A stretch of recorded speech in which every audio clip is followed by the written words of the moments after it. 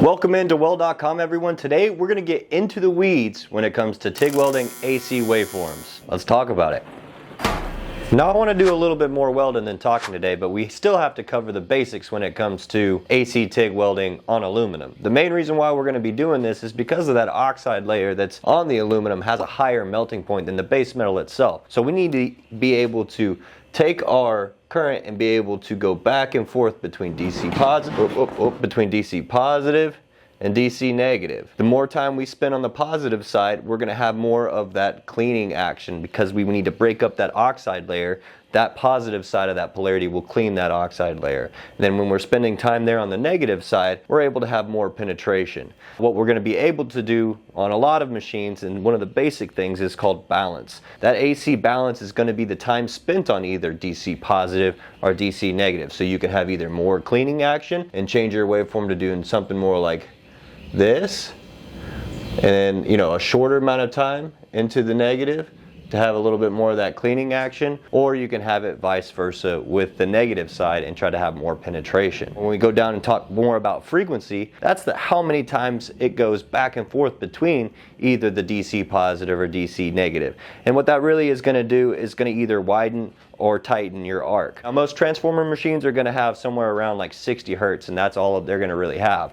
However, a lot of inverters can go up to like 400, 500 hertz and all the way down to something like 20. What both of these things are going to be able to do for you is change the bead penetration, the bead profile, the size of the weld, a lot of different things when it comes to just adjusting these two. Then we get into the weeds. As you've seen me draw on this waveform, there are different types of waveforms that we're able to adjust nowadays on different inverters. You have your sine wave, your square wave, your soft wave, your triangle, and your trapezoid wave. That's what today's lesson is going to be really all about, how these different waveforms can affect your bead profile, your bead penetration, and just what it's going to look like under a cross-sectional etch.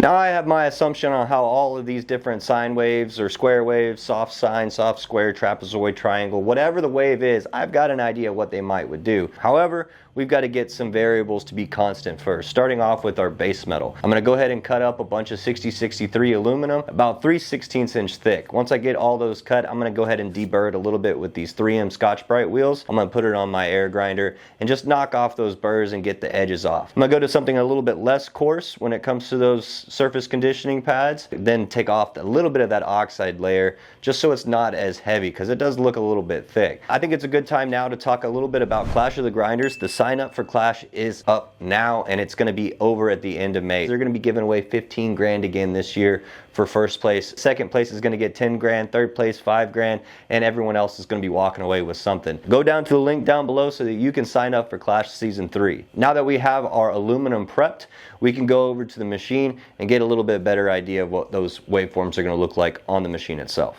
For today's video, we're going to be using the Stallion, the Typhoon 230. I've had this machine for about 1.5 years now, and I absolutely love it. I don't have a water cooler for it. Normally when we're running on 3/16 or 1/4 inch aluminum, you're going to want to be up in amperage. So we're going to be setting our amperage around 170. Not having a water cooler, I got a different torch for this one. You'll notice this is hooked up. I've got some custom fittings and whatnot to hook up into this Everlast machine for my heavy hitter TIG rig. 2-piece TIG rigs will definitely hold a lot more heat when it comes to welding at these higher amperages. That's going to be another one of those variables that we're going to keep along with 1/8 inch tungsten, high frequency start on that remote pedal. We're going to keep our pulse off for now, but across the board, the other variables that we're going to maintain and not change on each one of these welds is going to be our EN, our main amperage, and then this one right here is going to be our percentage on the positive side. This is separate than balance. Balance is still cleaning, whereas we're going to have that 30% balance over here set on the machine the whole time. We can actually take our amperage and separate it from our balance with this EP percentage here on that positive side. So while we're on the cleaning,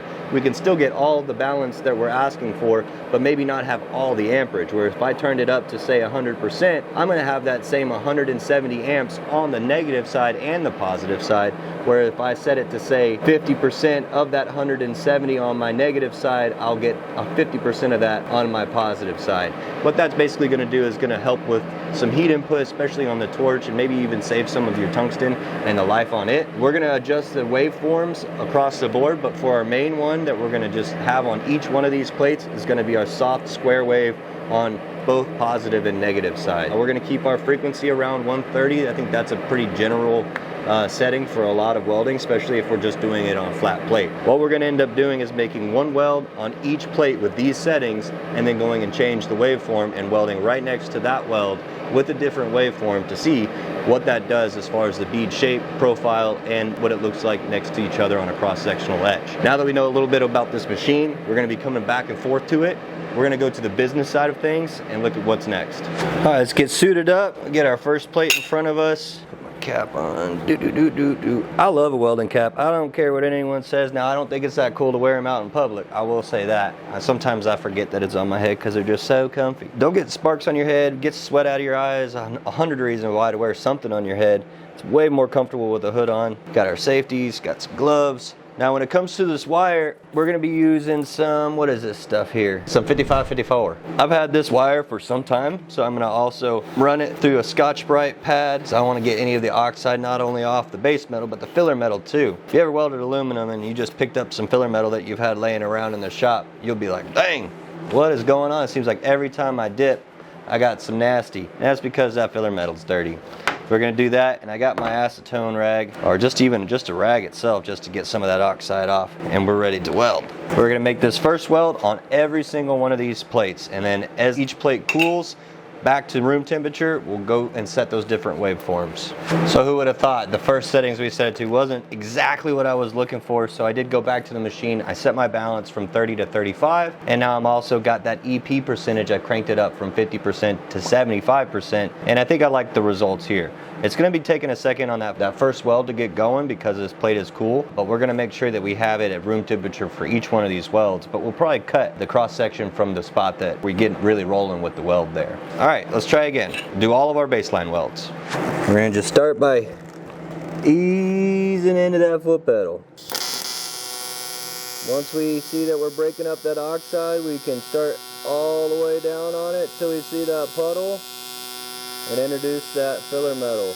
Moving about like a 1/16 of an inch at a time before adding a little bit of filler. Watching that puddle sink right before me before I start adding any. Starting to pick up the speed as the plate gets hot. That's probably a good point where we can judge about right when we're going to cut our etch. Probably somewhere in that area. It's getting really hot there at the end. Let's go ahead and make the rest of these welds.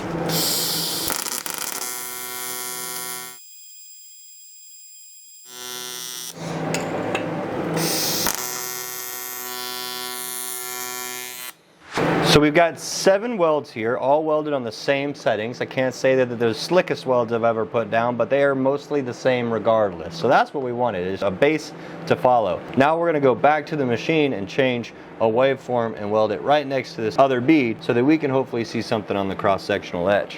While these are cooling, let's go over and take a look at the machine and select our first waveform we're going to try.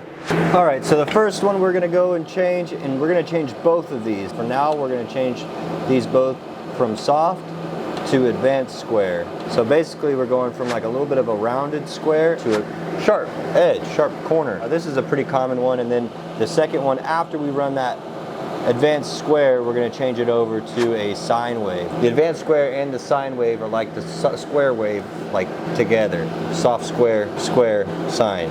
You guys get it, right? Let's just see what happens.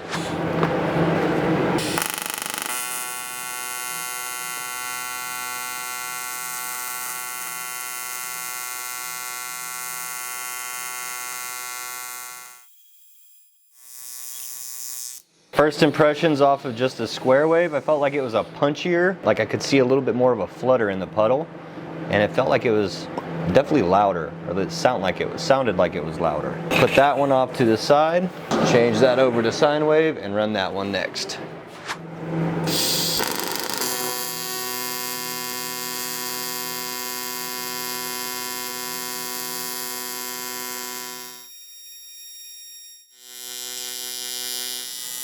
Definitely going to be interested to see these cross-sectional etches because that's really hard to tell the difference. I know you probably can't tell the difference at home. Definitely have to set this one aside, look at that through the cross-section in a second. I better label these. Up next we have the triangle waveform. This one I think we're going to see some of the most results.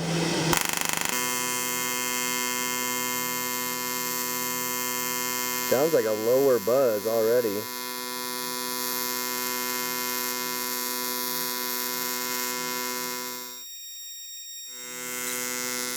I don't know if I'm just getting better, but that one's felt really smooth. Grab another one and switch to Trapezoid.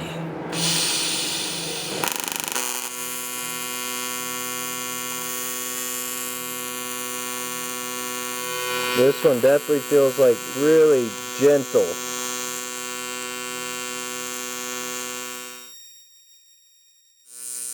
Yeah, that one felt like you could really take your time with it a little bit more compared to some of the others. I'm not really sure why you'd want to do something like that, but that shape of that wave now, it just seems like it's really soft going into those positives and backs into the negatives and whatnots.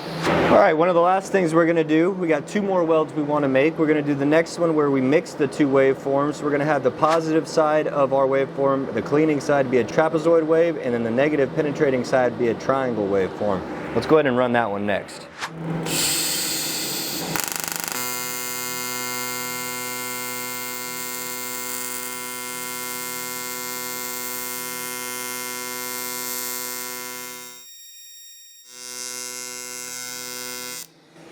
I'm sure that did something. It welded good. It welded about as good as the rest of them. That triangle trap. I just said it just because I like saying triangle trap.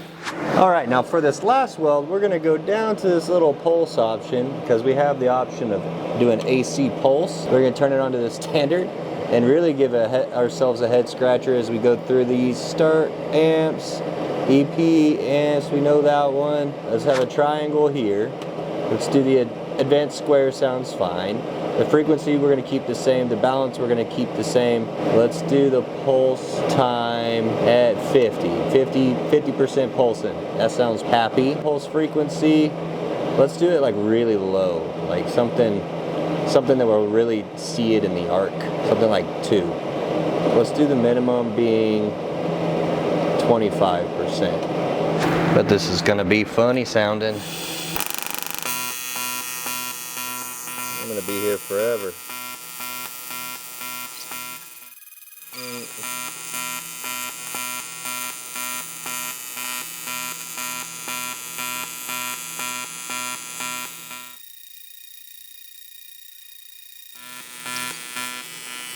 Whew, that's something else. I mean, I feel like that really helped with the heat input. It was pretty slow to get going though. For the funsies of it, since we're here, let's turn up that pulse time from 2 all the way up to 10 looks like. Since we're here, you know. Oh my God, disco.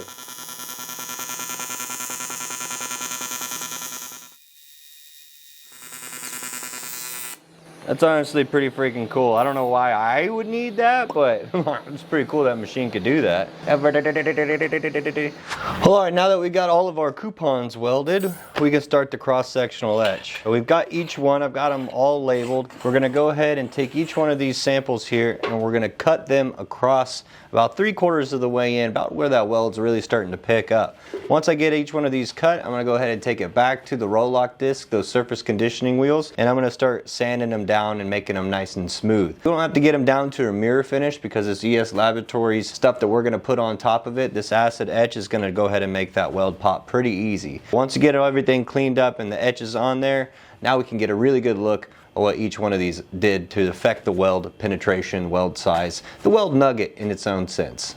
Alright, so let's take a look at these samples. And I already know what y'all are going to say as soon as y'all see the Sharpie that's on these coupons.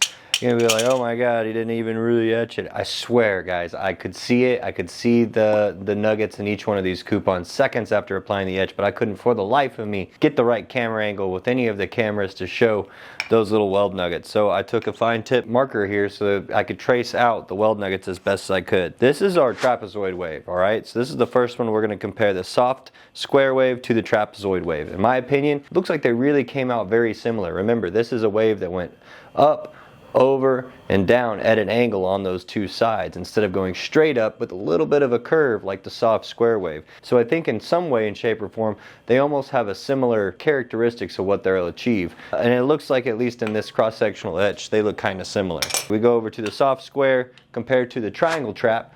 Right? I honestly don't see much of a difference here either. And I know that might sound a little bit vague and not a lot of information we're getting out of it. Remember, we can change these beads profiles with not only these waves, but we can adjust our frequency and balance. The fact that we had more of the triangle waveform on the penetrating side of things, I was going to assume that we would get a little bit deeper in penetration, or maybe just like a different shape compared to the soft square. But maybe because that trapezoid on the other side of the wave, maybe it kind of cooled things out and kind of balanced it all out.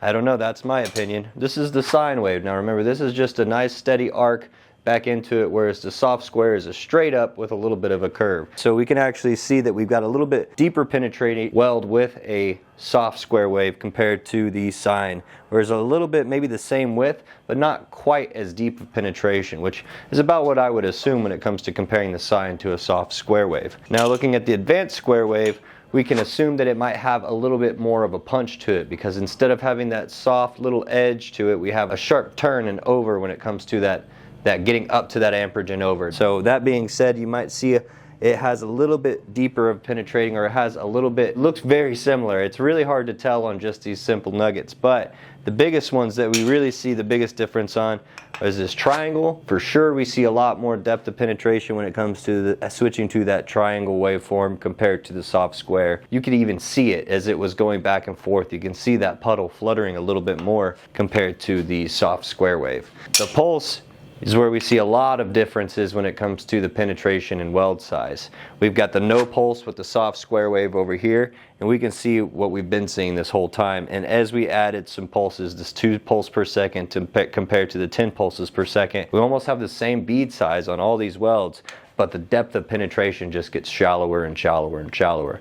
Now that might benefit us a whole heck of a lot if we're working on a lot thinner materials. Again, combined with the other features like balance and frequency and the peak amperage time, we could do a lot of different things with this particular TIG welder. If you're an AC aluminum TIG welder, let us know what you run and what you're welding on, so maybe we get a better idea of what all these different waveforms might be used for in the different applications. Don't forget to sign up for 3M's Clash of the Grinders Season 3 down in the description below, along with all the other cool things you saw in this video. I hope you guys took some value out of it. Let us know what other experiments you want to do when it comes to AC TIG welding. We'll see you all in the next weld. It's honestly pretty freaking cool. I don't know why I would need that, but it's pretty cool that machine could do that.